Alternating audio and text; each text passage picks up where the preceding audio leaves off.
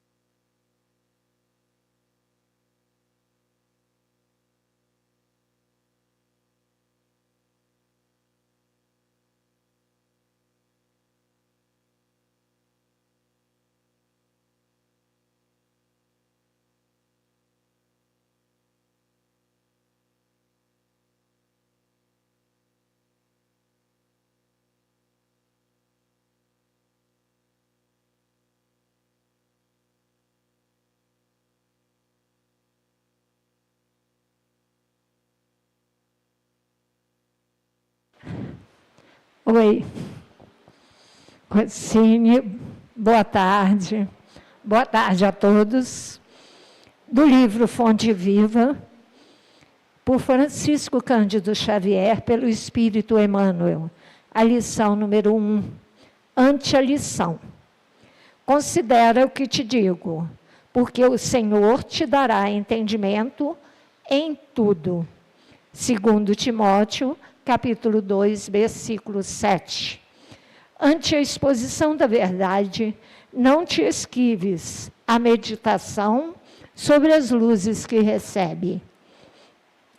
Quem fita o céu de relance sem contemplá-lo, não enxerga as estrelas. E quem ouve uma sinfonia sem abrir-lhe a acústica da alma, não lhe percebe as notas divinas. Debalde escutarás a palavra inspirada de pregadores ardentes, se não descerrares o coração para que o teu sentimento mergulhe na claridade bendita daquela. Inúmeros seguidores do Evangelho se queixam da incapacidade de retenção dos ensinos da Boa Nova, afirmando-se ineptos à frente de novas revelações. E isso porque não dispensam maior trato à lição ouvida, demorando-se longo tempo na província da distração e da leviandade. Quando a câmara permanece sombria, somos nós quem desata o ferrolho à janela para que o sol nos visite. Dediquemos algum esforço à graça da lição e a lição nos responderá com as suas graças. O apóstolo dos gentios é claro na observação. Considera o que te digo, porque então o Senhor te dará entendimento de tudo. Considerar significa examinar, atender, refletir e apreciar. Estejamos, pois, convencidos de que, prestando atenção aos apontamentos do Código da Vida Eterna, o Senhor, em retribuição à nossa boa vontade, dar-nos-á entendimento em tudo. Sem comentários.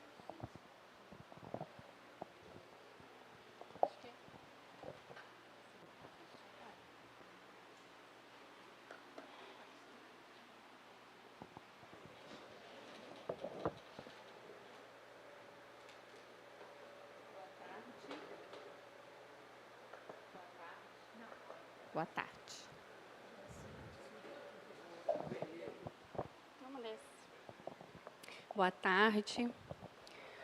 Eu convido a todos agora, nesse momento, para fazer a nossa prece inicial, para que a gente possa se conectar a essa harmonização que já iniciou com a Ave Maria de maneira tão gostosa, né?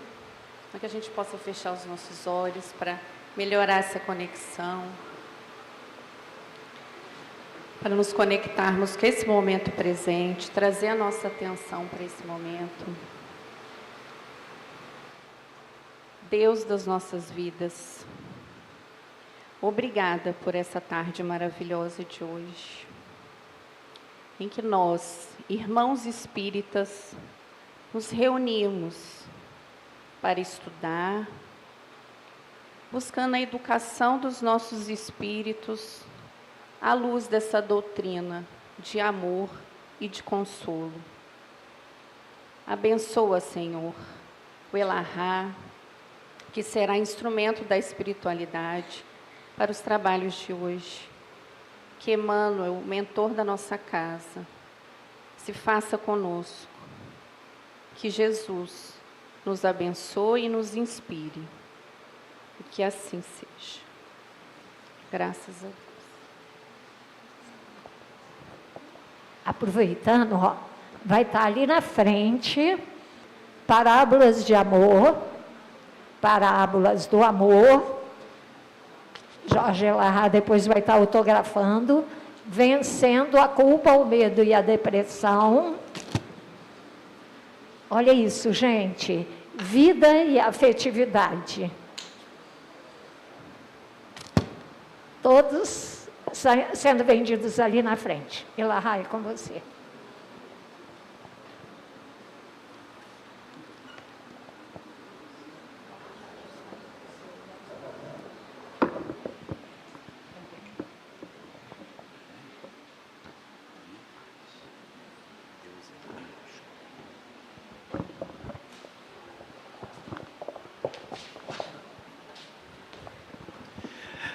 Boa tarde para todos nós. Jair, muito obrigado, muito obrigado. Nossa, foi uma preparação maravilhosa aí com a Ave Maria. Uma boa tarde para os nossos companheiros de Angra dos Reis. Sejam todos muito bem-vindos. Quem mais está por aqui? Angra dos Reis, Itatiaia, Resende. Muito bom, Maurício, obrigado. Quem mais? Barra do Piraí, Barra Mansa. Volta Redonda não tem ninguém, né? Então tá bom. Gente, muito obrigado pela presença de todos. Nós temos aqui como proposta fazer uma discussão sobre a questão do dialogador da reunião mediúnica. Mas isso aqui não é, na verdade, uma fala concentrada numa pessoa só. Eu gostaria que quando alguém tivesse alguma questão, algum comentário, alguma coisa para enriquecer, algo para falar, que sinalize para que a gente possa aproveitar a contribuição de todo mundo, porque esse é um tipo de construção coletiva que a gente faz a partir das experiências que todos nós vamos coletando nas nossas instituições. E antes de começarmos, eu quero já pedir desculpa por antecedência, porque como eu sou muito velhinho, vai ter horas que eu vou chamar o dialogador de doutrinador, tá? Por quê? Porque eu sou de um tempo do século passado em que o dialogador era chamado de doutrinador. E eu estou me doutrinando para que eu dialogue falando o dialogador. Mas a palavra que vem na minha cabeça é só doutrinador. Essa nomenclatura, ela mudou de um certo tempo para cá, porque a palavra doutrinar parecia uma coisa muito impositiva, muito autoritária. E um dialogador é um dialogador, né? Então é mais fácil do que uma pessoa que vem catequizar o outro, que vem trazer uma mensagem que tem que descer goela abaixo. Só me antecipando, a gente vai conversar sobre isso mais à frente, mas só me antecipando, eu sou de um tempo em que eu participei de reunião mediúnica com esse tipo de expediente. O Espírito se manifestava e o doutrinador conversava com ele e no final da comunicação dizia para ele: você só vai embora quando disser graças a Deus. E o Espírito dizia: mas eu não vou falar, mas então vai ficar preso aqui. E aí era aquela luta renhida durante a comunicação, o Espírito dizia que não ia falar e ele dizia: então você não vai, você está preso, você está preso. O pobrezinho sofria miseravelmente, até que ele disse: graças a Deus, aí, ok, agora você pode ir embora. Aí, quer dizer, era uma forma muito diferente. Eu assisti isso. Eu era mais novo, evidentemente, mas eu assisti isso acontecer.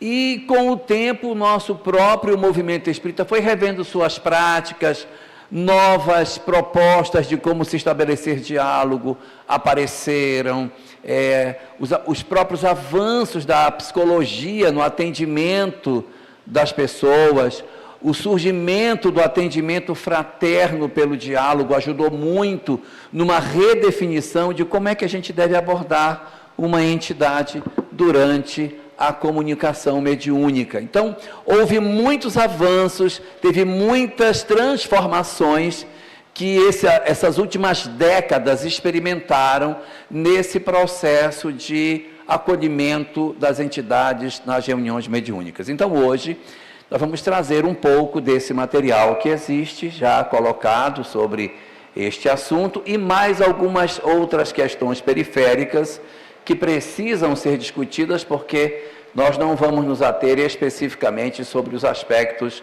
do doutrinador.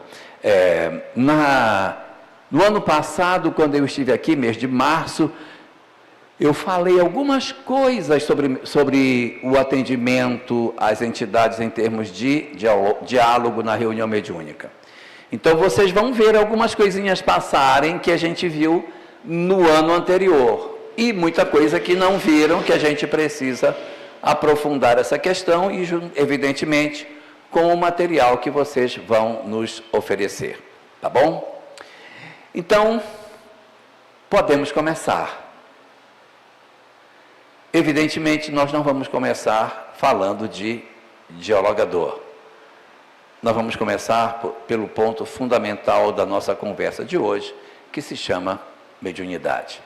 Não se fala em reunião mediúnica, não se trata sobre os aspectos da reunião em si, sem antes nós falarmos deste recurso extraordinário que nós temos hoje.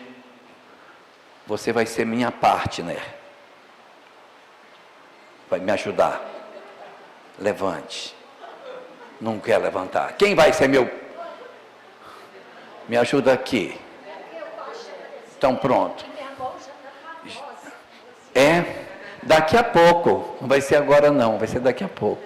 Mas muito bem, vamos lá. Eu tenho uma pergunta para fazer para vocês. A pergunta que eu tenho é a seguinte: qual é o objetivo da mediunidade? Por que nós temos mediunidade? Por que Papai do Céu nos dotou com este recurso chamado mediunidade? Só os encarnados. Os encarnados não. Vamos lá? Alguém tem alguma ideia do porquê que este recurso nos foi oferecido?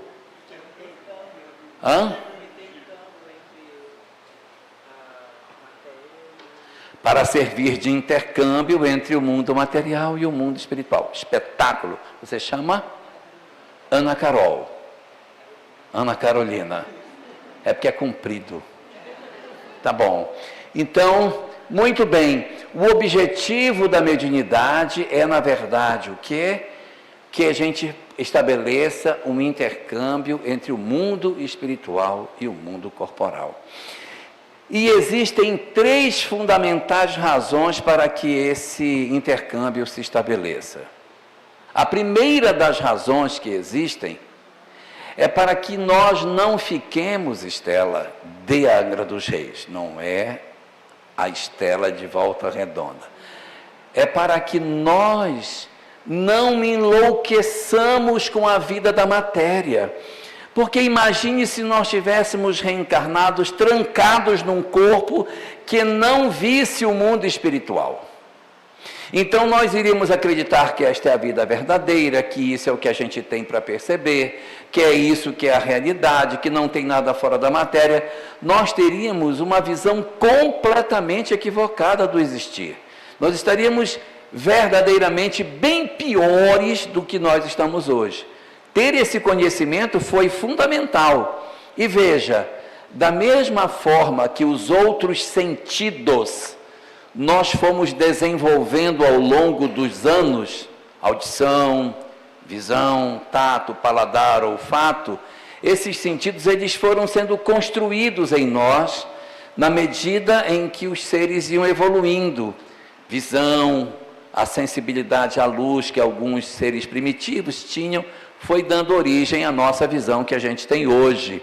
Então nós temos, na verdade, um sentido novo surgindo em nós, que é a mediunidade. Então esse é um sentido novo que está como que desabrochando nas nossas vidas. Então, o objetivo da mediunidade, primeiro deles, é abrir essa janela para o mundo espiritual, a fim de que nós não nos iludíssemos sobre o objetivo da vida. É claro o que eu digo? Número 2. Segunda razão pela qual a mediunidade nos foi oferecida, para que os nossos espíritos benfeitores tivessem acesso a nós. Porque senão a gente encarnava e quando desencarnasse é que nós iríamos fazer uma avaliação para saber se acertou ou não. Então o sujeito encarnava e o mentor dizia, vai com Deus, na volta a gente vê como é que foi. Aí a gente vinha, passava aqui 70, 80, 90, 100 anos, como é meu caso, aí quando volta para o mundo espiritual, aí o mentor, e aí como é que foi lá? Conta aí para mim como é que foi. Porque ele não teve possibilidade de interagir. Então a mediunidade, ela também é um balizador para que nós não fiquemos à mercê de nós próprios e que eles consigam ter acesso a nós, facilitando com que as nossas vidas possam ser acessadas pelos nossos mentores e nos ajudem. O grande problema é que nem sempre é o mentor que conecta, né? Mas o objetivo é que essa janela esteja aberta para que por essa janela os nossos mentores possam nos alcançar. Só que a gente muitas vezes abre esta janela no sentido contrário e se permite um processo de perturbação. Esta seria a segunda razão da mediunidade. E a terceira? A terceira razão. A terceira razão é para que as mães não enlouqueçam. Porque não existe na terra dor que se equipare a você ter que sepultar o corpo de um filho. Você ter a sensação de que o anjo que você cuidou, que você amou, foi embora e que sumiu para todo sempre e que você nunca mais vai ter a chance de colocar no colo, de abraçar, de dizer que ama um filho, é uma dor suprema. Então, para que as mães tivessem esta possibilidade de conexão, é que isso nos é dado. Para que a gente saiba que os nossos filhos vivem, que os nossos amores vivem, que os nossos pais, nossos amados, nossos irmãos, nossos filhos, nossos netos, que aqueles a quem amamos continuam vivos e que a gente diga, eu vi meu filho, eu ouvi a voz da minha filha, eu senti o abraço dela.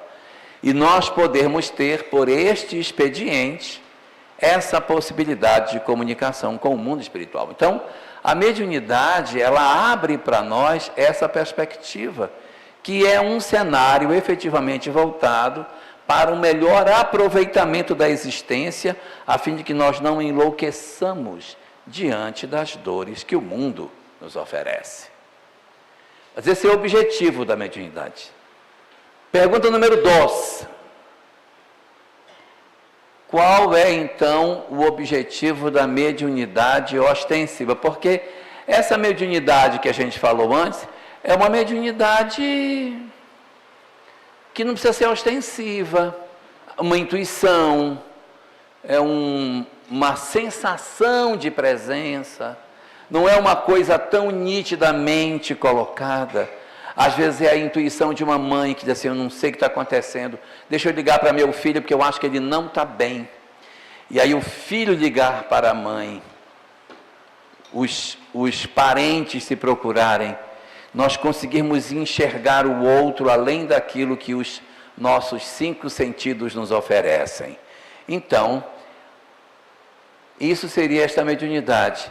E a mediunidade ostensiva, essa mesmo, forte, que no item 159 de O Livro dos Espíritos, Kardec diz assim, todo aquele que num grau qualquer sente a influência dos espíritos é por este fato chamado médium, sendo raros aqueles que não têm desta faculdade nenhum rudimento. Tudo bem, todo mundo é médium em função deste conceito abrangente que Kardec coloca.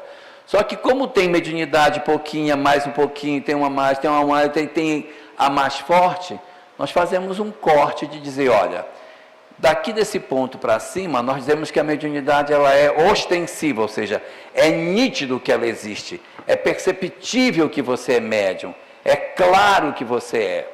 Por exemplo, eu, particularmente, falando eu não ouço, eu não vejo, eu não sinto, eu não arrepio, eu não nada. Não nada. Mas eu percebo que eu tenho intuição. Principalmente quando eu estou montando palestra. Digo, vou falar sobre isso. Aí eu posso falar sobre tal coisa. Que eu posso contar esse caso. Aí eu faço o esquema e me vem muitas ideias. Aí eu organizo aquele negócio e falo. Então eu percebo que, na verdade, eu sou ajudado na hora que eu vou construir uma palestra. E eu acho engraçado porque as pessoas dizem assim, eu queria que você fizesse aquela palestra que você fez. Aí me dá o nome da palestra, eu digo, não sei nem o que eu falei. Aí eu vou e falo, né? Aí a pessoa diz, mas não foi isso que você falou da outra vez? Aí eu disse, pois é, né? É como hoje. Hoje a gente vai ter uma palestra com o tema Você tem a vida. Olha o nome. Você tem a vida que você merece. Né? Uma coisa assim meio esquisita. Mas hoje eu quero fazer uma abordagem que eu inclusive nunca fiz desse tema. Vou trazer umas coisas que eu nunca falei hoje, se Deus permitir. Tá? Então você vê que a gente vai mudando. É o mesmo tema, é só a casca que é a mesma. Dentro é diferente. É igual uma pessoa diz assim, eu fiz um bolo, mas não tem bolo de cenoura, né? Aí tem bolo de laranja, tem bolo de chocolate, mas é tudo bolo. Então as pessoas às vezes dão um tema, acham que vai sair tudo igual. Não vai sair.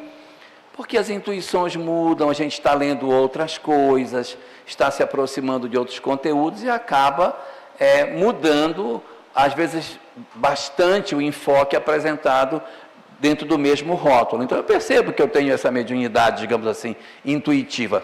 Mas a mediunidade ostensiva, em que o cara realmente dá comunicação, ele é médium psicofônico, até inconsciente, que ele dá uma comunicação que ele não sabe nem o que ele disse. O outro é psicógrafo, não sabe nem o que ele escreveu. O outro é médium de efeitos físicos, e aí os pratos se movimentam, as coisas ligam e desligam dentro de casa. Ele vê uma série de coisas acontecendo dentro do ambiente doméstico dele, ele fica impressionado com o que está acontecendo. Esta mediunidade chamada ostensiva tem que propósito? Porque Deus dotou a criatura humana deste recurso chamado mediunidade ostensiva. Para auxiliar, trabalho, para educar. Olha, para resgatar. Muito bem. Eu já vi muito médium ostensivo, daqueles que caem no chão, que se bate, que se rala, que se quebra todinho. Já vi coisas impressionantes. Vocês que vivem aqui nesta região maravilhosa, aonde Dona Ivone do Amaral Pereira também viveu, quando vemos o livro Recordações da Mediunidade, que ela conta as histórias de alguns fenômenos mediúnicos que ela presenciou, você fica impressionado com a robustez dos fenômenos mediúnicos que ela conta. Ela conta de pessoas que andavam na parede.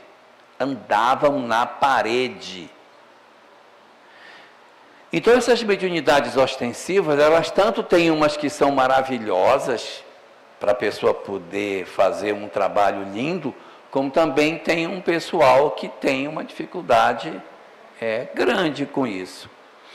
O grande objetivo da mediunidade ostensiva é para que você não duvide que o fenômeno existe.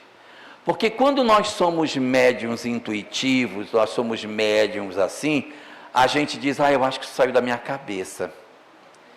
Eu acho que fui eu que disse, acho que fui eu, acho que eu fiquei assim porque eu assisti aquele filme do Massacre da Serra Elétrica e tal, aí fiquei um pouco mexido, aí eu vim para a reunião mediúnica, acho que é meu, e pode não ser.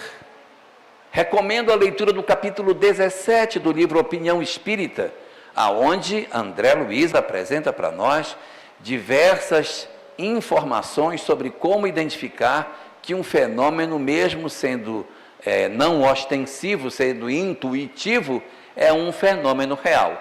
Lá, neste capítulo dessa obra, ele vai apresentar para nós informações interessantes sobre como, de repente, identificar se um fenômeno é legítimo ou não. Então, a mediunidade ostensiva é para que você diga assim, nem vem me dizer que não é verdade, porque aconteceu comigo. Não foi ninguém que me contou, foi comigo que aconteceu. Então, isso retira do indivíduo toda a possibilidade que ele diga que o fenômeno não é verdadeiro. Foi comigo, fui eu que vi, aparecia no meu quarto, eu via no meu quarto, me estrangulava, apertava meu pescoço, conversava comigo, eu via igual como se fossem encarnados diante de mim. Então, a mediunidade ostensiva, ela tem um papel muito importante, que é a capacidade de dizer para nós de maneira muito clara, este fenômeno que você está vivendo é um fenômeno legítimo. Então, nem todo fenômeno ostensivo obrigatoriamente vai nos conduzir para uma mesa mediúnica. Às vezes nós temos fenômenos que é ostensivo, mas que não vai conduzir a pessoa para a mesa. É um outro tipo de fenômeno, são fenômenos mediúnicos que existem e que, a bem da verdade, serão mediunidades bastante difíceis para a pessoa. E isso faz com que a gente tenha uma nova pergunta. Por que alguns médiuns ostensivos têm a sua mediunidade arrefecida depois de um tempo? Já viram isso acontecer?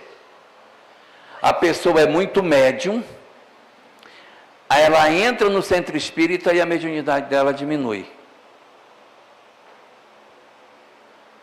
Vou dar um exemplo clássico disso, que está contado no livro Socialismo e Espiritismo de Leon Denis. Leon Denis conta, nessa obra, que quando jovem, a mediunidade dele era ostensiva, e que depois que ele conheceu o Espiritismo, ela diminuiu de intensidade. Eu pergunto, por quê? Porque a mediunidade de Leon Denis, que era ostensiva, reduziu de intensidade e tornou-se apenas intuitiva depois que ele conhece o Espiritismo. Fala. Foi para ele conhecer o Espiritismo. Meu Deus, quanto é que a sua mãe está cobrando em você, minha filha? Que eu quero lhe comprar. É isso mesmo.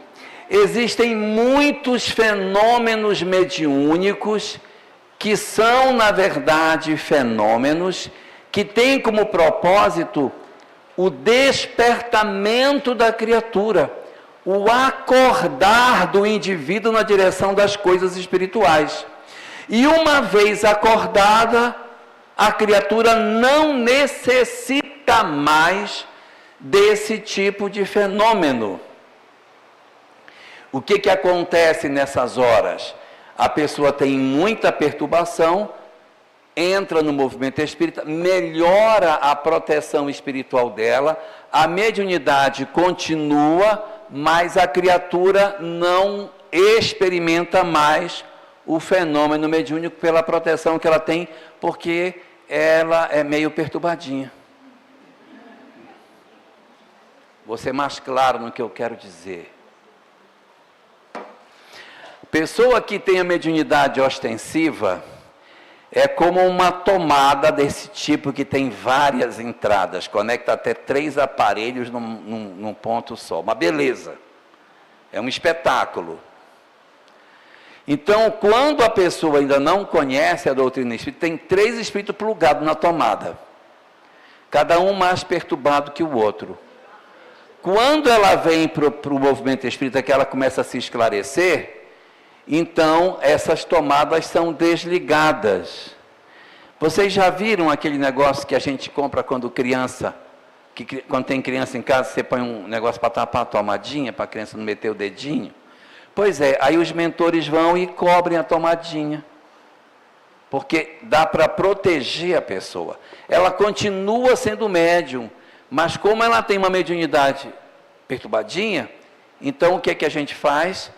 Nós podemos diminuir a intensidade dos fenômenos para que ela possa ter mais lucidez. Mas a história anterior foi, na verdade, necessário para que ela pudesse chegar onde ela chegou.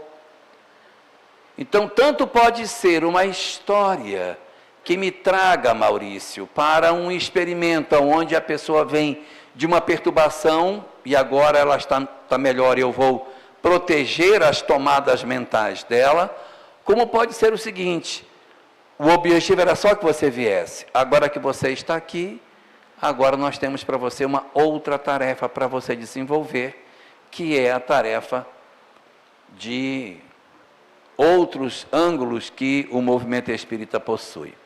Como vocês estão indisciplinados, a gente já respondeu a pergunta seguinte: qual é a razão da mediunidade perturbada? É exatamente essa que eu acabei de falar. Porque a gente pode dizer assim, toda mediunidade é para a mesa. Não é. Não é. Tem gente que não tem previsão de ser utilizado na reunião mediúnica. Então veja, não é correto quando uma pessoa adentra a casa espírita e a pessoa diz, eu ouço vozes. E a pessoa diz, semana que vem, quinta-feira, na mesa. Porque nós não temos esse tipo de visão dentro do movimento espírita. Que se a pessoa é médium, mas já está ostensivo. Mesmo que seja ostensivo, o fato de eu ter uma mediunidade ostensiva não determina que esta criatura necessariamente tenha que integrar a equipe de médiuns da casa. Eu confundi? Então, nós temos a mediunidade? Sim. Existe a mediunidade ostensiva? Sim. A mediunidade ostensiva, ela pode chegar só para trazer a pessoa. E depois de estar na casa, aquilo pode arrefecer.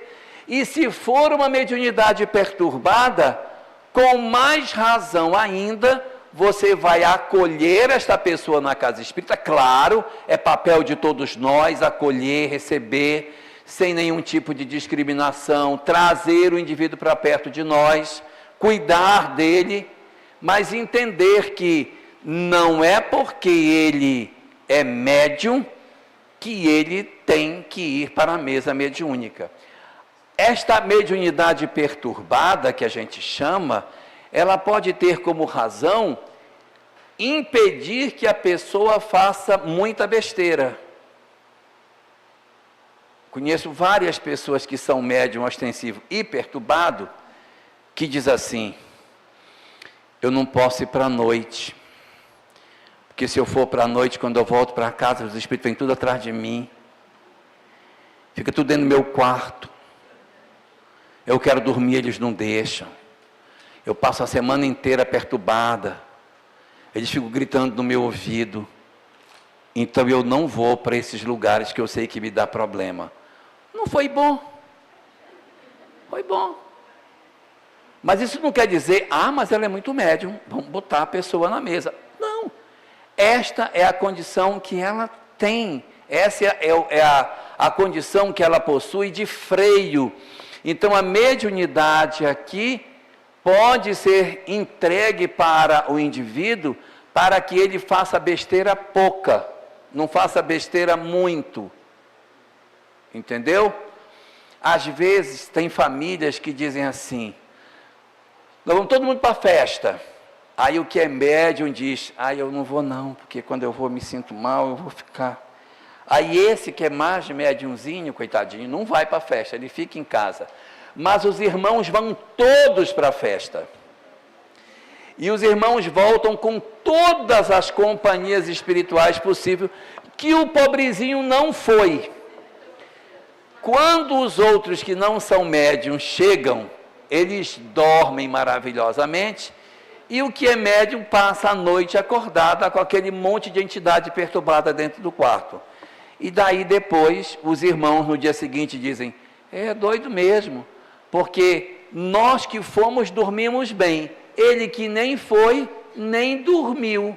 Por quê? Porque como ele é médium, ele capta as energias do ambiente, e isso acaba sendo um instrumento que o indivíduo vai ter como uma espécie de balizador para a vida dele. Não posso passar daquele limite ali, porque se eu passar desse limite, eu vou me sentir mal. Não posso passar desse outro limite, porque senão eu passo mal. A gente vai começando a testar.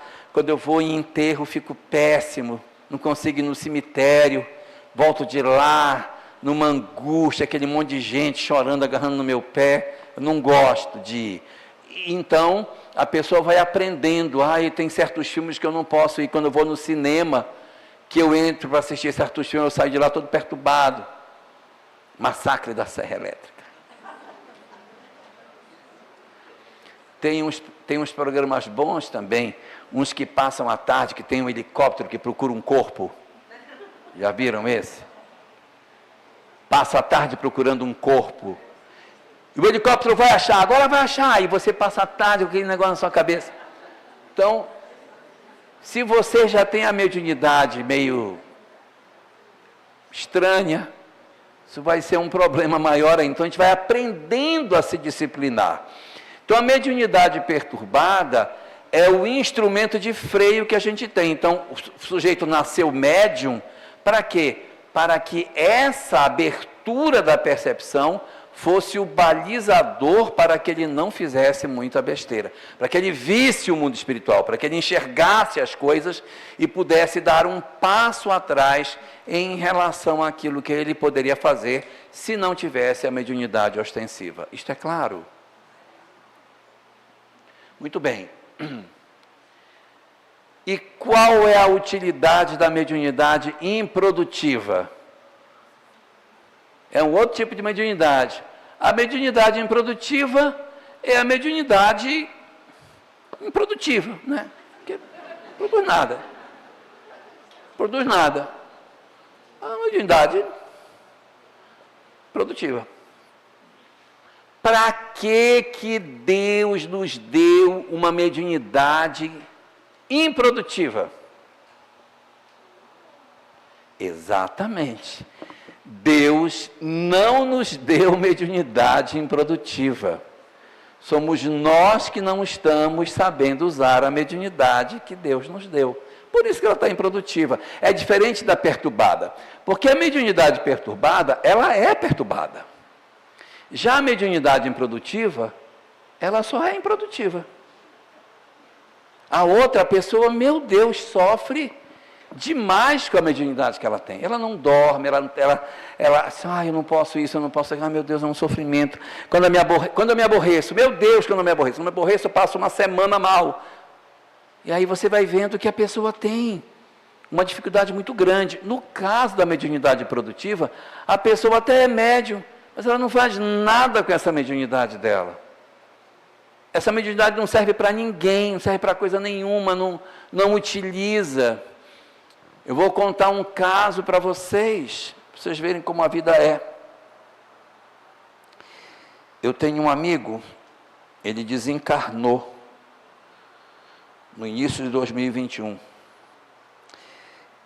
Ele era militar e estava muito doente, com câncer, e aí a esposa, vendo que ele estava muito já, naquela fase já final do câncer, chamou os filhos, que são do primeiro casamento, para que viessem se despedir do pai e tal. E aí os filhos vieram. Entre os filhos, veio entre eles o mais velho. Já deve ter uns 35 para 40 anos, já é um homem adulto. Aí esse filho mais velho estava ali sentado no quarto, esperando a hora para falar com o pai. Virou-se para a madrasta e perguntou: quem é 17 e quem é 121? Ela disse: eu não sei. Vocês estão aqui dizendo que quer falar com o papai. Estão aqui? Então, os dois estão aqui. Ó. Eles disseram que estão aqui e querem falar com ele, que estão cuidando dele. Ela disse: eu vou perguntar para ele. Aí ela voltou no quarto para conversar com o marido. Aí disse: olha, o fulano lá fora disse que tem 2 espíritos aí querendo falar com você. Um é o 17 e o outro é o 121. Disse: o 17 está aí? Aí disse: quem é o 17? O 17 é meu comandante lá quando ele fez academia. O comandante dele era o 17. 17 está aí? Nossa, 17 é meu amigão. Aí está o 121 também. O 121 era quem viajava comigo. Quando a gente saía de avião, ele era piloto, então sempre saía de 2. O companheiro de quarto dele era o 121. Então, quando viajava sempre os 2. Então, o 121 e o 17 estavam lá esperando por ele. Não é incrível isso? Isso é maravilhoso. Nosso menino nem é espírita. Nem é espírita. Mas ele tem uma mediunidade extremamente ostensiva. Vê as coisas, vê os espíritos como visse os encarnados. Mas é uma mediunidade que ela está incrivelmente desabrochada, mas ele não utiliza isso de uma maneira efetiva. Poderia ter uma utilidade melhor. Então, às vezes, a gente tem uma mediunidade, mas ela não está sendo utilizada como poderia, né? Então, essa mediunidade ela acaba se tornando improdutiva por nossa vontade. Observe que a mediunidade perturbada, ela vem de processos de vinculação com entidades perturbadoras, que desequilibram a gente. E também, já a mediunidade improdutiva não é exatamente isso. É porque nós não nos atentamos para o que representa você ter esse tipo de faculdade. Tenho uma penúltima pergunta. Como os obsessores atuam sobre os obsidiados? Usando o quê? De quê? Pensamento. Psíquica. Esquentou. E aí? Os obsessores atuam sobre os obsidiados usando que canais?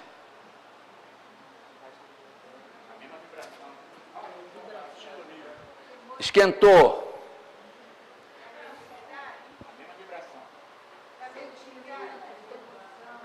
Tem 11 letras. Começa com M. Claro, gente. Toda pessoa que sofre processo obsessivo é alguém potencialmente médium. Porque se o pobrezinho não fosse médium, o espírito obsessor não conseguiria acesso a ele.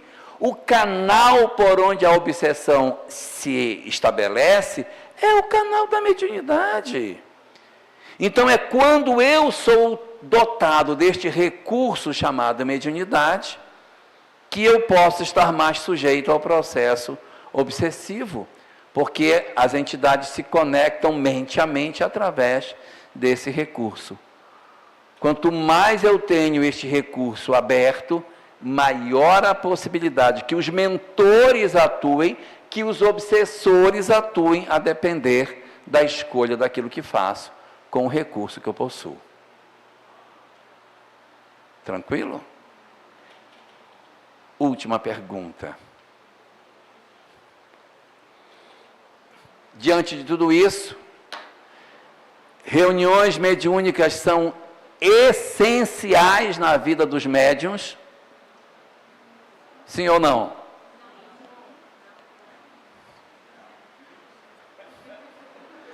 Eu senti metade para o sim e metade para o não. Então é mais ou menos. As reuniões mediúnicas são essenciais para que os médiuns possam desenvolvê-las? Bom, a literatura espírita nos diz que as reuniões mediúnicas não são essenciais, mas elas são importantes. Por que que elas não são essenciais? Porque, pelo amor de Deus, por que que reunião mediúnica não é essencial para médiuns?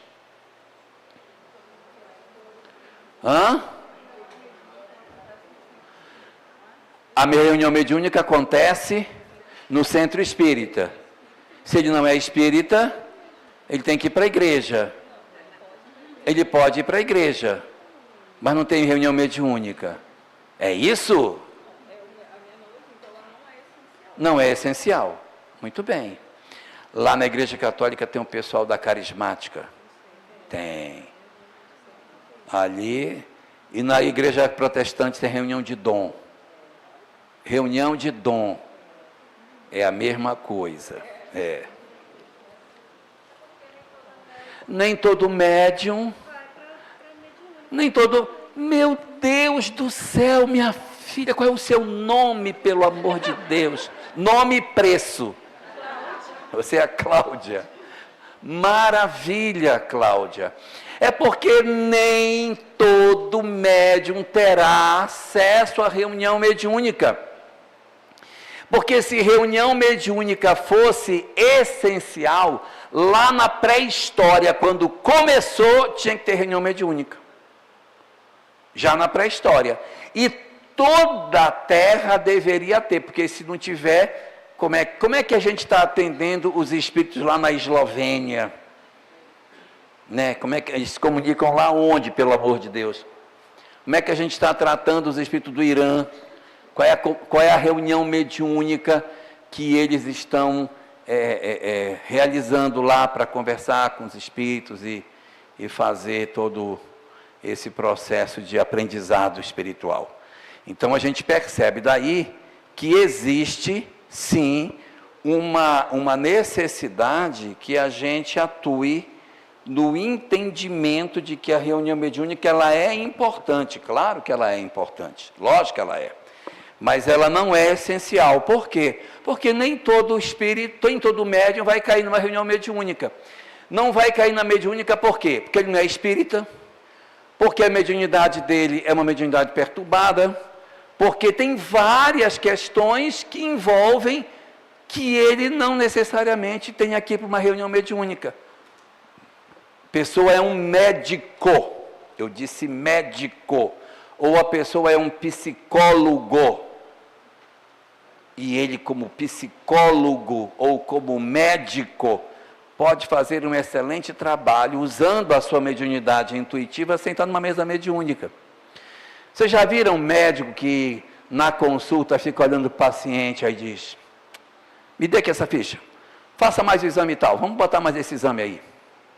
Aí o último exame que ele põe é o que vai dar. Já viram isso acontecer? Que ele fica olhando e diz: me dê a ficha de novo, vamos testar. Tive uma ideia aqui, vamos testar isso aqui para ver se tem. Aí testa, é o que tem.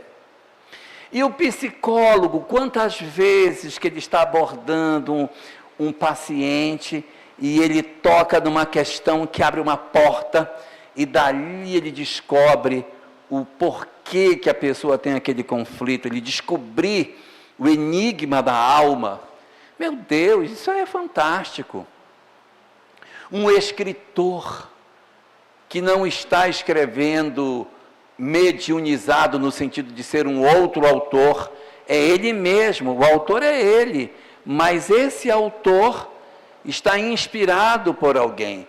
Por exemplo, Herculano Pires, que escrevia Herculano Pires, mas quantas intuições, por exemplo, Leon Denis, que escrevia como Leon Denis, mas era inspirado.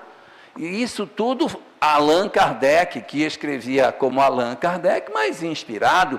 Então, quantas vezes que você pode produzir material sem que obrigatoriamente você esteja ligado a uma reunião mediúnica?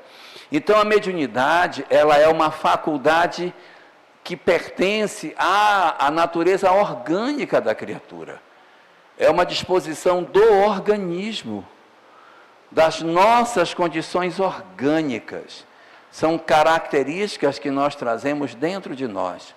Quando eu comecei no movimento espírita, isso faz tempo, ó, eu via Kardec escrever que era uma faculdade orgânica e eu pulava esse pedaço. Eu dizia, não, isso aqui não é não, vamos pular essa parte, que isso aqui deve estar errado. Aí eu pulava, sabe? Só depois que eu fui ver que realmente ela não está na alma, ela está no corpo. Existem características da nossa organização cerebral que permite as conexões mais ou menos efetivas. A gente conversou sobre isso aqui, quando eu vim em março, que eu mostrei a glândula pineal, mostrei as conexões da glândula pineal, aí eu mostrei o olho de Horus do Egito Antigo, as conexões que existiam entre o olho de Horus e a glândula pineal, porque é nela que está a nossa conexão efetiva no campo da mediunidade. Então, as reuniões mediúnicas, elas são importantes, sim, mas elas não são essenciais, porque as pessoas podem ter outras formas de expressar a sua mediunidade. Ela pode expressar na igreja onde ela está, ou se ela não estiver na igreja que ela estiver, ela pode expressar na profissão que ela exerce, uma mãe que exerce a sua faculdade. Vou contar um caso para vocês. Não é um caso espírita, mas só para a gente ver como é que é. Em Rondônia, há uns 50 anos atrás, se hoje já é ruim de médico, imagina naquela época. Então, tinha uma amiga nossa, do movimento espírita, que morava numa cidade do interior e estava com uma bebezinha pequena, de colo. E a bebê não parava de chorar, chorando. E aí, cadê médico? Como é que trata? Não tem médico na cidade pequena, aquela agonia. Aí, uma pessoa disse para ela, por que você não chama a dona fulana que é benzedeira, para ela benzer sua filha? Ela disse, mas eu espírita, vou chamar uma benzedeira? Não vou chamar, não. Eu mesma vou dar paz na minha filha, eu vou dar um jeito aqui. E a menina não parava de chorar. E o pai disse o seguinte, chama a benzedeira, chama a benzedeira. Eu vou buscar a benzedeira. Aí ele foi lá e trouxe a benzedeira. A benzedeira foi com aquele galinho de arruda, fez lá o seu ritualzinho. Aí quando terminou, ela virou para o pai da criança assim, o senhor tem remédio para dor de ouvido? Ela disse, tenho. O senhor pode pingar 2 gotinhas no ouvido direito dela? Aí ele disse, posso. Aí ele foi lá, pegou o remedinho, pingou no ouvido da criança, e a menina parou de chorar.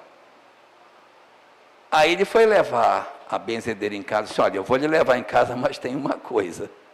A senhora vai ter que me contar como é que a senhora fez para saber que era o ouvido da criança, que estava doendo. Como que a senhora sabe? A senhora vê o espírito, como é que é isso? Ela disse, não, é assim. Quando a gente vai benzer alguém, a gente pede que aquilo que a pessoa esteja sentindo passe para nós. Aí o meu ouvido direito doeu. Então eu sabia que ela estava com dor de ouvido direito. Aí eu pingue no ouvidinho dela. Não é legal? Legal, né? Pois é. Então elas não são essenciais, mas elas são importantes. Ora, se eu posso ir na igreja católica, se eu posso ir na igreja protestante, se eu posso exercer na minha profissão, se eu posso, por que precisa? Por que é importante então? Por que precisa? Oi? Disciplina. É uma disciplina. Ajudar os desencarnados. É boa também. Essa é boa também. Para ajudar. É muito boa essa daí. Gostei. Quem dá mais? Por quê? Autoconhecimento. Muito bom, autoconhecimento. Temos disciplina, temos ajudar o próximo, temos autoconhecimento. É porque, na verdade, a reunião mediúnica que a gente faz é a oportunidade de nós sermos úteis aos outros e, ao mesmo tempo, nos conhecermos. Porque é muito comum que as comunicações que estejam na mesa tenham a ver conosco, tá? Vem uns espíritos assim, a gente está numa partilha, o pai morreu e está uma briga entre os irmãos, estão querendo se matar. Os espíritas, então, são os mais aguerridos. Não vou deixar, não vou assinar, eu não vou deixar. Aí vai para a mediúnica, quando ele chega lá, quem se manifesta? Um espírito que teve a mesma história. Ai, meu Deus, a partilha. Eu fiz tanta confusão com meus irmãos, estou tão mal, tal. Meu Deus. Então a gente acaba se vendo. É como se servisse de espelho para que você se enxergasse nas histórias que você tem a chance de ver. Então acaba sendo útil por isso. Acaba sendo útil porque é a chance, Cláudia, de nós sermos úteis aos outros, de nós podermos fazer, porque vamos ser bem verdadeiros. Se os espíritos mentores quisessem socorrer os espíritos sozinhos, eles poderiam? E por que eles usam a gente? Para a gente aprender alguma coisa. Existe uma passagem nos evangelhos, que é a ressurreição de Lázaro, já viram? Jesus chega na frente do túmulo e diz para as pessoas, rolai a pedra. Aí o povo empurra aquela pedra pesada, parece uma bolacha Maria, ela vai rolando assim, vai abrindo, aí ele chama Lázaro e Lázaro sai. Aí você se pergunta, poxa, mas se ele ressuscitou Lázaro, por que não rolou a pedra logo de uma vez? Porque se fosse eu não sou Jesus, mas se eu fosse ele, dizia, sai. Aí eu rolava a pedra e tirava Lázaro. Porque é mais fácil rolar a pedra do que tirar Lázaro. E por que ele faz os caras fazerem aquele esforço miserável de rolar a pedra, se ele podia rolar? Por quê? Para dar oportunidade. Os homens podem rolar a pedra? Então vai rolar. Os homens podem ressuscitar Lázaro? Não, então eu ressuscito. Faz a tua parte, que eu te ajudarei. Então, a reunião mediúnica é para que a gente seja aprendiz do bem. É igual o passe, gente. Os mentores poderiam dar o passe sozinho. Mas eles usam a gente por quê? Para nos dar a oportunidade de sermos úteis. A reunião mediúnica da mesma forma. Nós vamos para a reunião mediúnica para que isso nos seja útil de alguma forma para o nosso desenvolvimento. Mas eles poderiam, até porque lá na Eslovênia é assim que eles fazem. Lá no Irã também é assim, eles não têm mesa mediúnica para fazer, chama os espíritos de conversa, do lado de lá mesmo. Só que, trazendo esta informação do mundo espiritual para o mundo corporal, nos ajuda a termos muito mais compreensão de que a vida continua mesmo. Senão ela fica muito filosófica, ela fica muito teórica. E quando eu me defronto com uma entidade que se manifesta dentro de uma mesa mediúnica, eu tenho muito mais condição de entender o que está acontecendo. Eu confundo vocês com o que falo? Alguma dúvida? Está tudo tranquilo? Dou-lhe uma.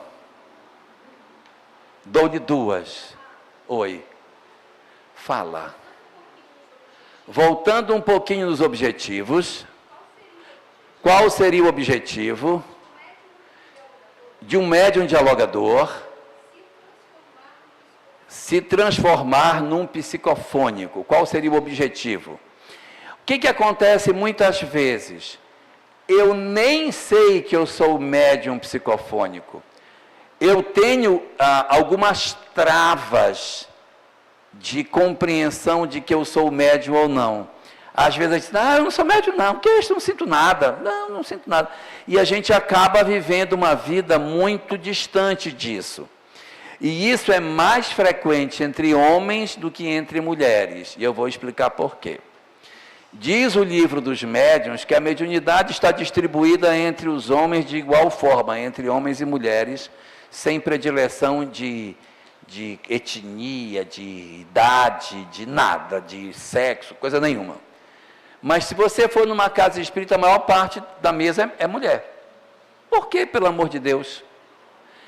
É porque quando a gente é criança e é uma mulher e está triste, o pai desta menina vem e diz, o que é que a minha princesa tem, minha filha? Venha cá com seu pai. O que foi que aconteceu com você? Chore, pode chorar, venha cá. O que é que está acontecendo com você? Fala para o seu pai. Seu pai está aqui para lhe ajudar. Chora, minha filha, diz o que está acontecendo com você. Mas se ele tem um filho, o filho diz, pai, eu estou me sentindo, cala a tua boca e engole. Então, os homens são educados a não sentir. E as mulheres são educadas a sentir. E isso deixa uma trava na gente, que a gente não quer sentir. Não, eu não sinto nada. Não, eu não sinto coisa nenhuma. Estou tranquilo. E aí acaba acontecendo que o indivíduo chega na idade adulta com o freio de mão puxado, porque ele acha que ele não tem nenhum tipo de sensibilidade. Na medida em que ele vai experimentando, que ele vai soltando as amarras que ele tem, ele vai se permitindo determinadas experiências e vai descobrir que ele tem mediunidade. Então, não é que ele, a partir de hoje eu quero ser psicógrafo, hein? A partir de hoje, atenção. Não, a mediunidade, ele vai permitindo que ela desabroche dentro dele. Então, eu posso ter, sim, um dialogador que depois acabou descobrindo que sempre foi psicofônico, mas que ele, de alguma maneira, tinha o freio de mão puxado e não permitia que isso acontecesse, né? Algumas pessoas dizem, não, eu não dou passividade porque eu não quero perder minha consciência. Deus me livre, então eu fico atento, eu sou racional, não posso perder minha racionalidade. Então isso também contribui para esta questão. Dou-lhe uma, dou-lhe duas, dou-lhe três, vamos começar. Vamos falar sobre a prática mediúnica. Agora sim nós vamos começar o nosso assunto, que até então a gente não tinha começado. Vamos lá? Vamos refrescar algumas coisas que a gente comentou, só para solidificar o nosso entendimento sobre essa questão. Sobre a formação de médiuns. Sobre a formação de médiuns. Primeiro, médiuns obsidiados devem estar em atendimento espiritual. Eu fui claro no que eu disse? Não é porque a pessoa é médium ostensivo que ela tem que estar num grupo de desenvolvimento da mediunidade, da educação mediúnica. Se a pessoa apresenta uma mediunidade muito perturbadinha, ela precisa ficar no atendimento espiritual, gente. Agora, precisa ter um pouco de habilidade para você contar isso para a pessoa.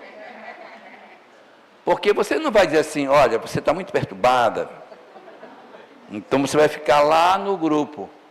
Você não vai dizer isso para ela, mas você vai dizer, olha, para você, neste momento, é mais importante que você conheça mais a doutrina, que você se aproxime mais dos conceitos. E aí você vai, não vai dizer para ela assim, é pela sua perturbação, ser perturbada, ser perturbada. Oi? Tem que acolher a pessoa. Para você, neste momento, é o que nós temos de melhor. Só que a pessoa vai dizer, mas eu queria trabalhar, gente. Eu queria trabalhar, eu sou perturbado, mas eu quero trabalhar. Perfeitamente. A pessoa que é médium obsidiado, você vai conduzi-la para o atendimento espiritual. Mas, você vai colocar esta pessoa no trabalho assistencial, mesmo ela sendo perturbada.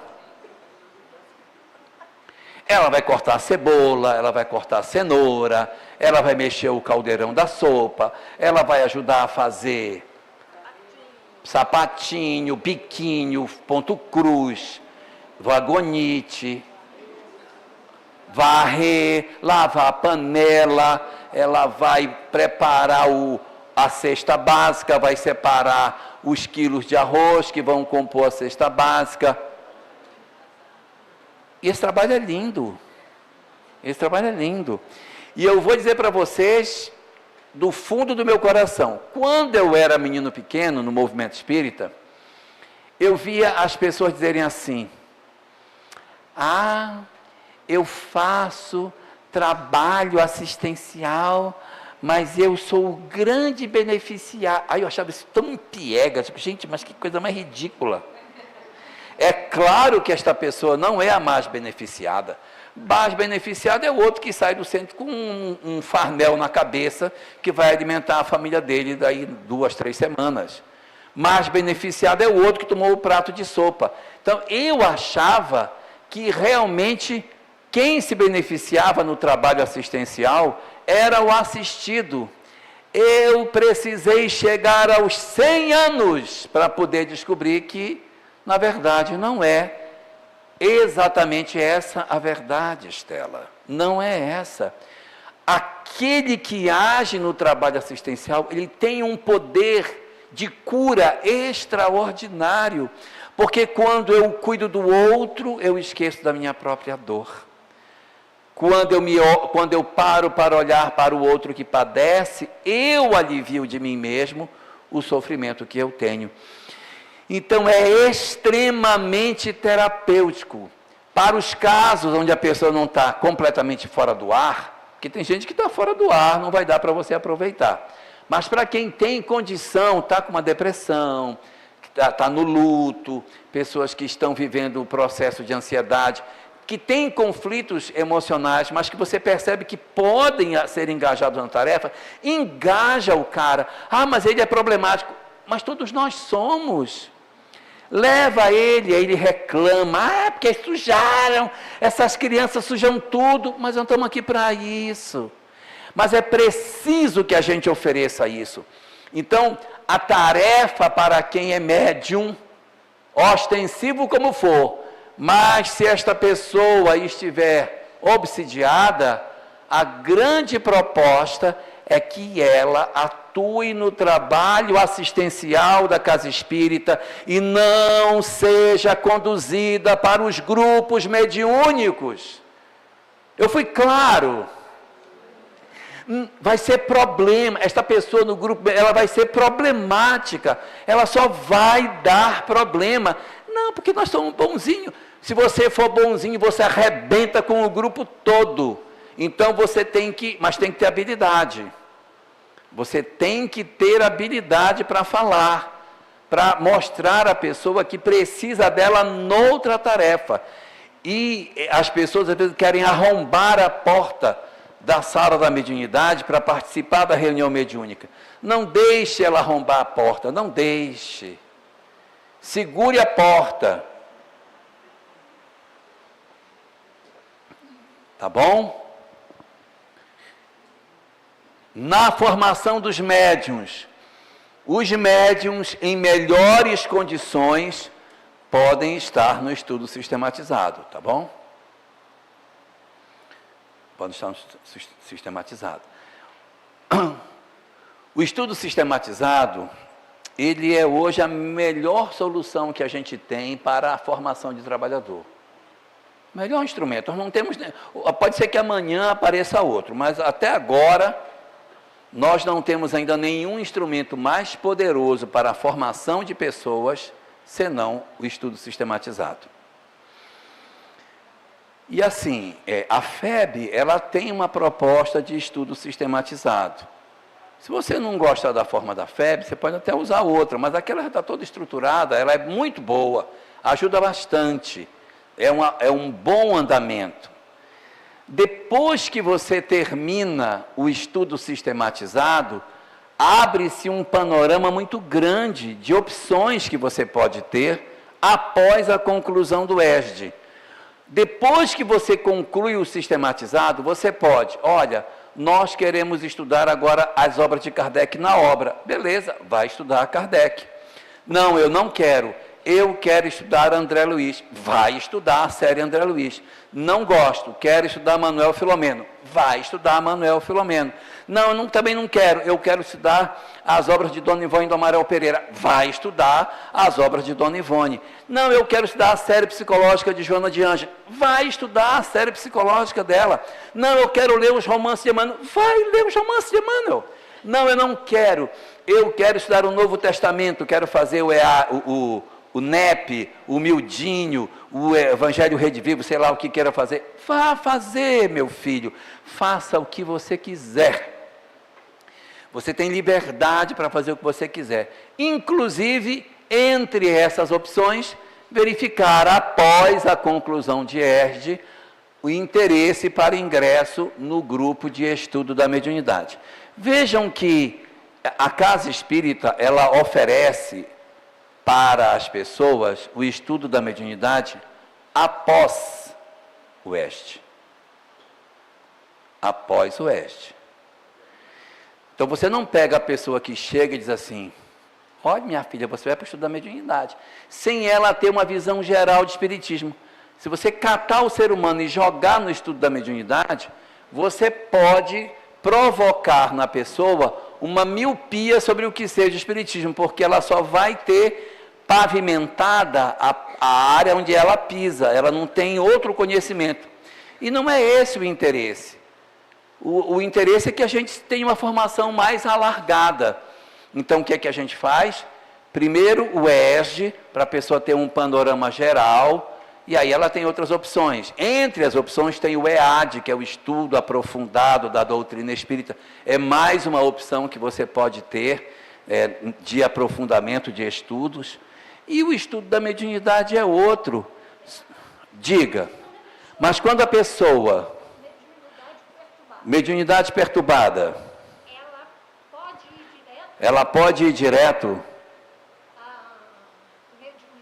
Pode estar direto à mediunidade? Sem ter conhecimento? Vamos reler o item 1. Vamos reler.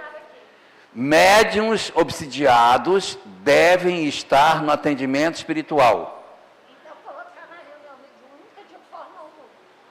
O aconselhável é que não. Porque se você botar, você vai ter problema. Onde você vai colocar esta pessoa? No atendimento espiritual e no trabalho assistencial.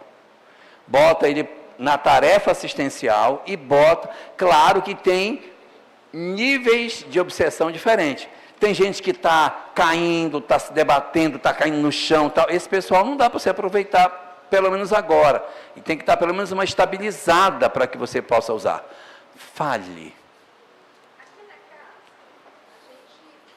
Cadê sua menina?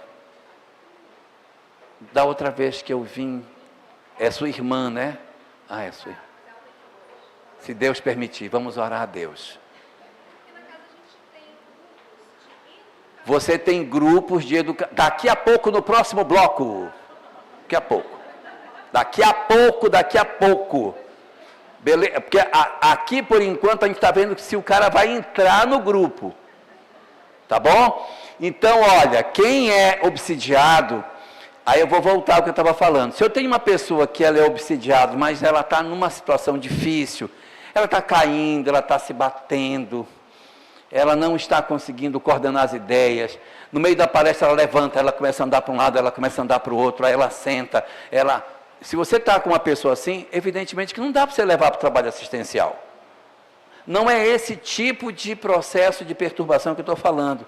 Estou falando daquele assim, gente, eu estou numa perturbação tão grande, olha, é uma angústia, uma tristeza, uma ideação suicida, eu estou com síndrome do pânico, eu tenho depressão, eu tenho ansiedade, eu estou...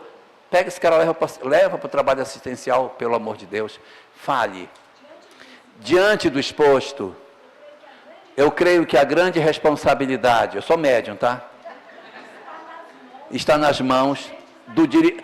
Claro, é por isso que nós estamos aqui, porque os dirigentes têm que ter essa percepção, senão eles vão montar grupos completamente esquizofrênicos.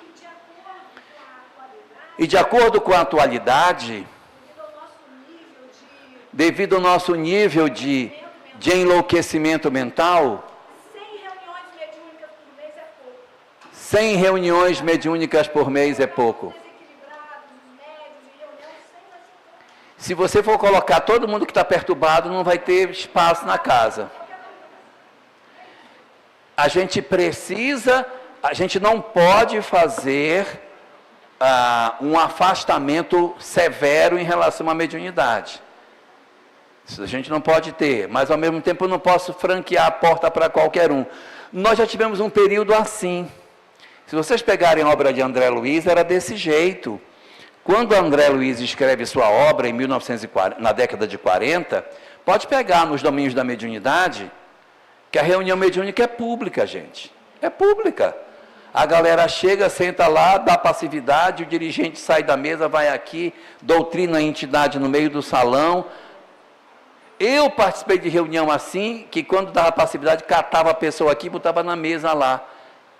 Gente, isso é uma coisa muito esquisita, não é? A gente precisa ter uma leitura mais efetiva, mas a gente tem que ter... Aí eu só quero aproveitar para falar uma coisa sobre o que você comentou, é que as casas, a gente comentou isso até na outra vez que eu vim aqui, as casas espíritas precisam se voltar para a dor. O adoecimento mental está muito grave e não dá para a gente ficar perdendo tempo com aquilo que não é importante. Então, nós temos que acolher a dor. Quando eu falo acolher a dor, não estou dizendo abrir reunião mediúnica, é abrir grupos de atendimento espiritual. Nós temos que ouvir as pessoas, atendimento fraterno, passe. Oi? Isso, tem que atender as pessoas, o trabalho de atendimento espiritual das pessoas que estão em padecimento. É isso que eu preciso. Só para deixar claro o que eu quero dizer. Você pega uma casa espírita típica, aí, palestra, segunda e quinta, evangelização, sábado, dia do estudo, terça, quinta e sábado, dia da mediúnica, quarta-feira e sexta-feira, no sábado de manhã também tem outra, atendimento espiritual, sexta-feira à noite. Por que que só tem, eu quero saber por que que o movimento espírita só tem atendimento uma vez por semana para quem padece? Está faltando gente para atender? Será que a gente assim, não deu para chegar, semana que vem você vem, porque não deu, a ficha não deu para atender. Aí só na outra semana, será que não está na hora da gente descobrir que tem que ser 2 vezes por semana? Que a gente tem que atender as pessoas, que tem muita depressão, as mães estão enlouquecidas com seus filhos, casais se separando, gente com ideação suicida, pessoas se cortando com automutilação, e a gente discutindo questões periféricas do movimento espírita, quer saber se Maria era virgem ou se não era, se Paulo de Tarso caiu de um camelo, se ele caiu de um cavalo, quero lá saber, isso não é problema, né? E o povo se matando. Antes de você, ele pediu, fala. Às vezes a pessoa confunde a mediunidade. Isso. Exato, ela acha que a mediunidade em si é a finalidade, mas é só um meio.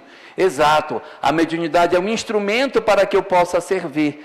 E quando eu estou fazendo atendimento fraterno pelo diálogo, eu não estou sendo intuído quando eu estou ajudando uma pessoa, que eu estou dizendo, não, por que você não pensa por essa via e tal? Gente, o que tem de influência espiritual positiva, quando você está exercendo a tarefa, é ou não é? Quando você está aconselhando as ideias que vêm, é uma coisa maravilhosa. Então, nós realmente não podemos esquecer disso. Agora, fala, minha filha. Não esqueça que eu vou levar você na minha mala. Vamos lá.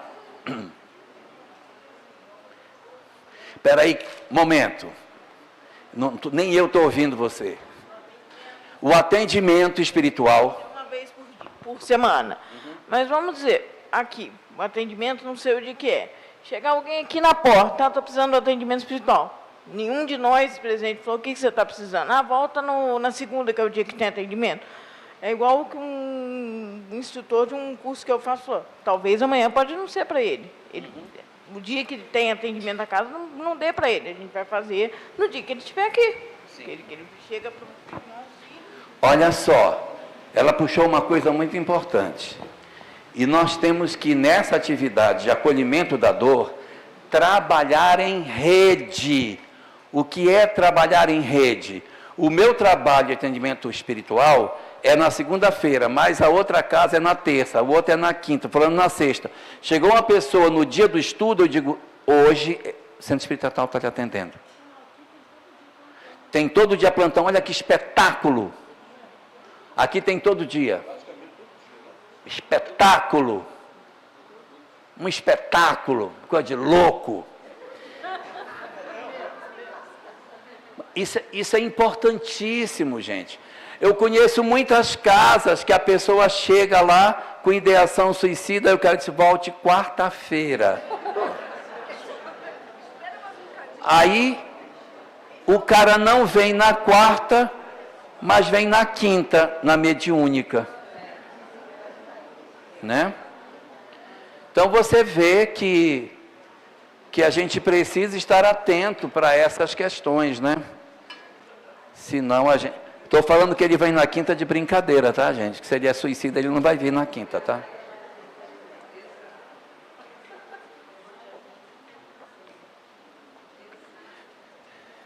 Está claro que isso aqui é só depois do atendimento do ESD? Muito bem. Outra coisa importante, eu entro no grupo mediúnico, eu não estou formado em espiritismo com diploma para colocar na parede. Porque tem muitos companheiros que dizem: olha, eu entrei no espiritismo, eu fiz o ESD, está aqui meu diploma, assinado pelo presidente da casa, eu não preciso mais estudar, porque eu já fiz. Agora eu vou só para a mediúnica. Esta prática é uma prática nociva dentro do movimento espírita. O ideal é que nós tenhamos um dia para estudo e um dia para mediúnica. Se você não pode os dois, você não pode um. É preciso disciplina nesse sentido. E eu estou falando isso não é por um sentido escolástico. Não, mas você tem que ter um dia. Não é um ritual, não é um ritual. É porque nós precisamos estudar por várias razões. Ah, mas eu já vi reencarnação não sei quantas vezes. Hoje já é reencarnação. De novo? Ah, eu já vi isso.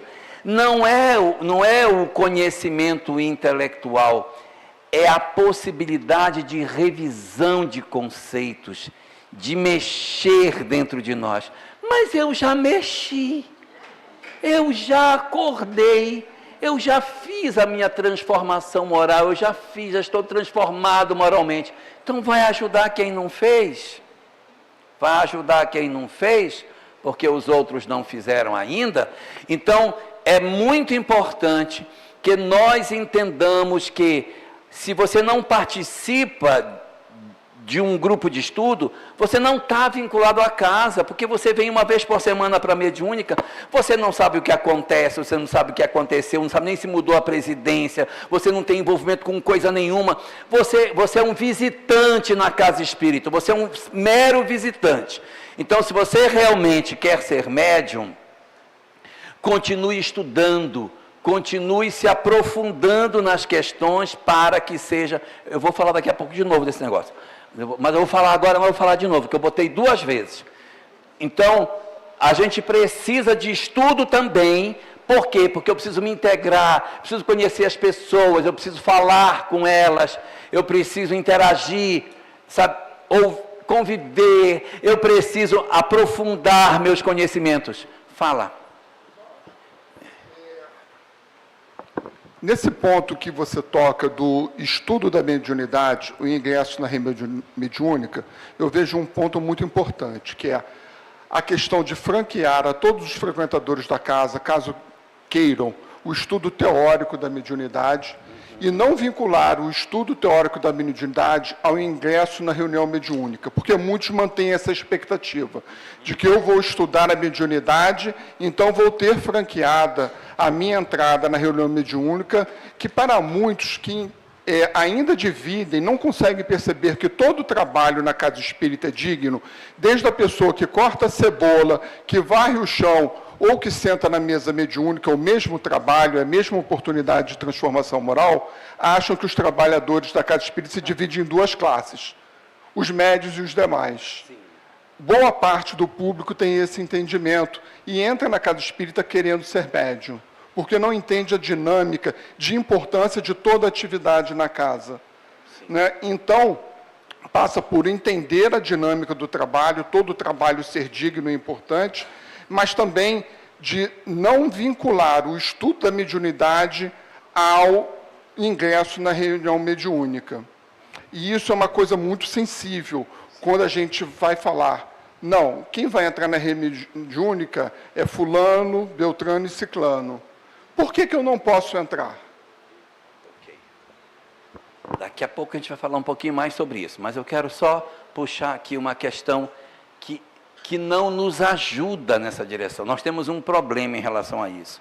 É que o grupo de estudo mediúnico na Casa Espírita é dito assim, grupo de estudo e prática da mediunidade. E a gente estuda, aí começa 5 minutos de vibração. Aí, depois de um tempo, 10 minutos de vibração. Aí, 15 minutos. Aí, vai. Quando você vê, o grupo virou um grupo que tem uma reunião de mediúnica acontecendo. E aí, acaba que quem estava ali dentro acabou indo para um grupo mediúnico. A grande oportunidade para que a gente estude mediunidade sem estar no grupo de estudo e prática da mediunidade é a apostila número 5 do ERD, chamado Aspecto Científico do Espiritismo, que agora tem o nome de apostila complementar. Na apostila complementar, a gente vai estudar mediunidade o ano inteirinho. E nesse estudo vai se falar sem a prática, não, porque no ERD não, aqui não tem prática, aqui é só o estudo. Quando termina o ESD, que a pessoa tem aquele leque de opções, de estudar André Luiz, Manuel Filomeno, EAD, Kardec, etc., Joana de Ângelo, tem lá uma opção, estudo e prática da mediunidade, que alguns dizem, eu quero ir para este. Aí esses que vão, eles têm realmente, e aí é um problema, eles desembocam no grupo mediúnico. Eu teria que ter muita lucidez de algumas pessoas para dizerem, eu estou nesse grupo de estudo e prática, mas só porque eu quero conhecer, mas eu não quero participar. A grande maioria quer se jogar para dentro antes da hora, inclusive. Então, é uma questão de você ter a lucidez de quem participa desses grupos, dizer, o meu ingresso aqui é para que eu aprenda sobre o fenômeno, mas não que eu atue dentro da atividade mediúnica em si. Mas a grande maioria acaba passando por isso. Fale. Eu penso que a grande maioria vai para o afundado. É porque quando termina o ERD, a gente oferece todo o portfólio que tem. O que você quer? Bife com fritas, frango grelhado, estrogonofe, um rosbife com alho poró, tal, fricassê, tudo isso. Mas vai todo mundo na feijoada, que todo mundo quer para mediúnica. Mas o lógico seria que a casa espírita abrisse essas perspectivas. Como é muita opção, e o grupo não vai poder botar todas essas opções em aberto, você abre 2, 3, você pergunta, o que vocês querem estudar? Aqui nós temos só bife grelhado, arroz com bife com fritas, e explicação é muito... estrogonofe, pronto, só tem 3 pratos, você escolhe o prato do dia, só tem esses 3, porque o que termina o ERD são 10, 15 pessoas. Como é que eu vou dividir 10 pessoas em 10 grupos? Botar uma em cada grupo? Não tem cabimento, então acaba acontecendo que você tem que dizer, nossa casa oferece Joana de Ângeles e André Luiz. É o que nós temos. É o que nós temos para hoje. Só temos esses 2 pratos para hoje. E o grupo da mediunidade. Porque, digamos assim, seriam os que mais teriam interesse. Mas as pessoas são livres. O problema é que uma boa parte quer ir para o complementar já de olho no grupo mediúnico. Tudo bem, se elas forem para este grupo mediúnico, nós já tivemos 3 anos para trabalhar essas pessoas. Se a coordenação da casa não conseguiu em 3 anos mostrar que o trabalho mediúnico não é a maior prioridade que a casa espírita tem, então a gente precisa rever os nossos métodos, porque eu tive 3 anos para dizer, gente, o nosso objetivo não é a reunião mediúnica, mas quem for médium, evidentemente, precisa participar. Quem tem interesse, quem tem potencial, precisa participar. Mas nem todo mundo tem, às vezes a pessoa não gosta. Tem vezes que a casa termina com 8 pessoas. O que é que a gente vai estudar? Mediúnico, aí outro mediúnico. Aí cria-se um grupo mediúnico, aí tem um que não quer, que não gosta de espírito, tem medo de espírito. O cara vai para a reunião mediúnica apavorado, meu Deus, é de hoje na quinta-feira, meu Deus, é de novo aquele negócio, aquele monte de espírito lá, meu Deus, porque ele não gosta, mas o grupo levou, ele foi junto. Então, essas são ainda algumas imperfeições do método. Não sei como a gente vai resolver isso para frente, mas isso existe. De o grupo ir numa direção e ter alguns integrantes que não querem e não tem quórum para fazer 2 grupos. Se tiver, ótimo, não é?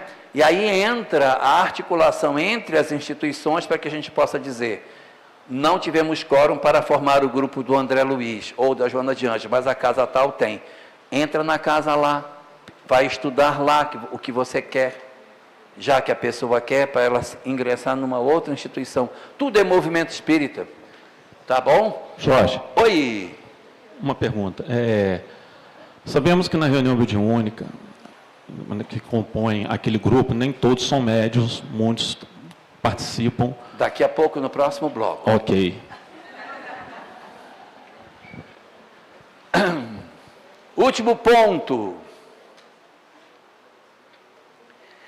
Tem muitas pessoas que dizem que não precisam ir para um grupo de estudo, porque antes da reunião mediúnica tem uma leitura, não tem? Aí a pessoa diz, não, mas a gente já faz um estudo lá na nossa casa. Antes da mediúnica tem estudo lá. Este estudo não é para isso. Não é para isso. Inclusive, na obra Diálogo com as Sombras, de Hermínio de Miranda, ele diz o seguinte, que essas leituras prévias que acontecem no grupo mediúnico não podem ser leituras de conteúdo doutrinário. Você não pode fazer antes da mediúnica, abre o texto aqui, vamos discutir. Não, porque o espírito depois da encarnação, quando ele desencarna, acordar. Não, mas eu acho que não sei o que tem, porque não é estudo. Não é estudo. O que Hermínio de Miranda diz é o seguinte, é uma reflexão moral antes do começo.